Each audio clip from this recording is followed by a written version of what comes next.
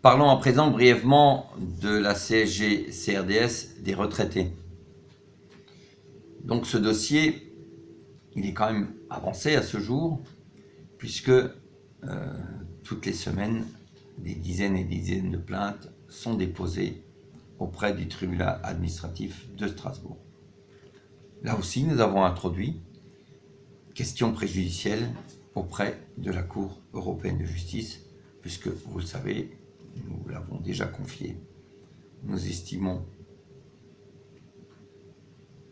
il y a plusieurs motifs de refus, mais le motif essentiel et principal et tout simple et tout bête peut-être, c'est qu'il est impensable qu'avec la retraite provenant d'un pays étranger, les personnes retraites rentrent de veuves, rentrent d'invalidité, les personnes qui perçoivent ces retraites, donc c'est des revenus de substitution d'étrangers, doivent cofinancer au travers de la CSG partiellement la caisse de retraite française. Pour nous, c'est l'argument essentiel et nous en sommes persuadés. Il est impensable que la Commission de Bruxelles, qui nous l'espérons existera encore longtemps, parce que ça aussi, c'est un sujet d'actualité, il est impensable que la Commission de Bruxelles, ou à défaut, la Cour européenne de justice, ne tranche pas s'agissant de cette question.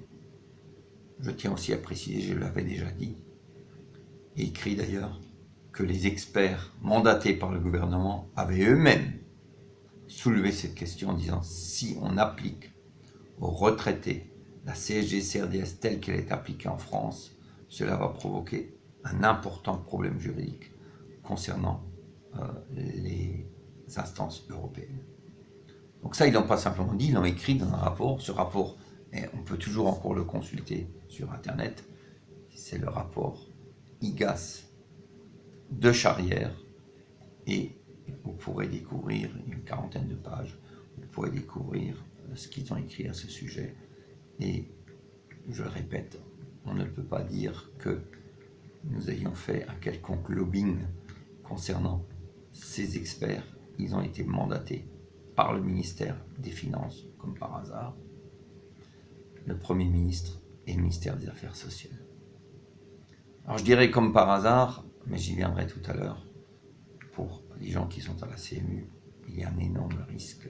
Et c'est pour ça aussi, et pour cela aussi, que nous devons, à titre préventif, en tout état de cause, aller jusqu'au bout.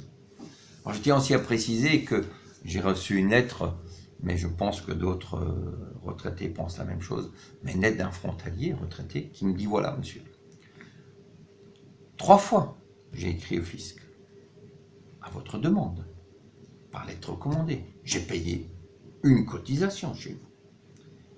Et maintenant vous nous dites qu'il faut payer la CSG-CRDS. Oui, parce que pour porter plainte auprès du tribunal administratif, il faut déjà avoir une notification de refus de dégrèvement. Première des choses. Donc, par ailleurs, nous voulions aussi éviter le moindre risque pour ces retraités qui doivent, parce que ça peut durer longtemps, qui doivent payer 0,4%, on ne sait jamais. Le risque est minime que nous perdions, il existe néanmoins. Donc, nous leur avons conseillé de payer, mais pour nous, c'est clair, il est évident que les chances de gagner sont très, très, très importantes. Je l'ai expliqué tout à l'heure pourquoi.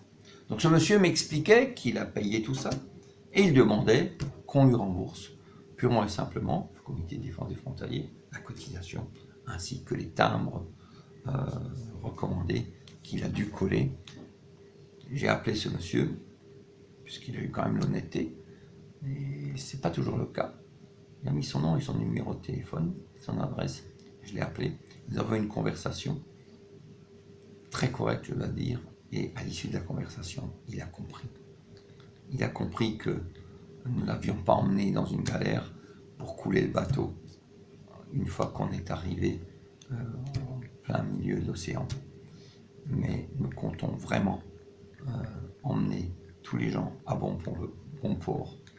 Et bien entendu, nous l'espérons le plus rapidement possible.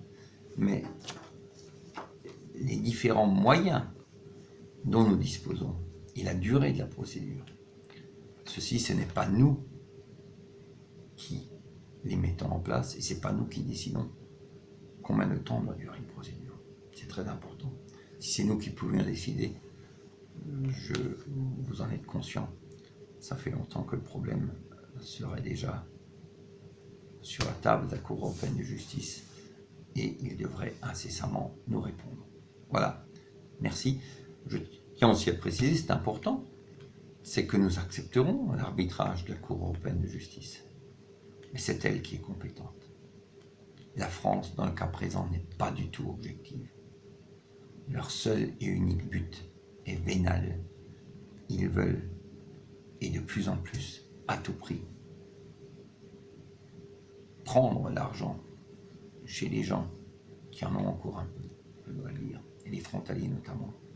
D'autant plus que, mais j'y reviendrai tout à l'heure aussi, qu'il est très facile de faire passer ces frontaliers comme des nantis et des privilégiés. Les exemples dans le passé se sont multipliés, mais surtout ces dernières semaines, ça devient de plus en plus flagrant. Et il est hors de question que nous laissions durer et perdurer cette situation.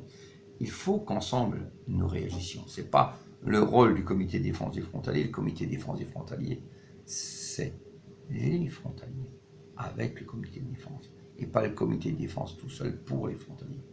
Ça ne marche pas comme ça. Voilà, merci.